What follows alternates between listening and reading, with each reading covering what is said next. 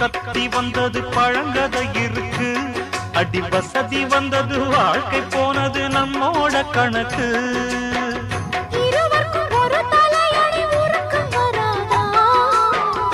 இருக்கட்டும் இவனுக்கும் அந்த நினைப்பு வராதா?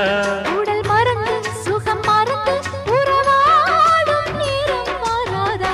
ரெக்க கட்டி பறக்கு தட்டி அண்ணாமல்ல சைக்கிள் ஆசைப்பட்டு ஏறிக்கிட்டேன் ஐயாவோட பைக்கில். தோள கட்டி பிடிக்கையிலே என்ன சுகம் கண்ணம்மா.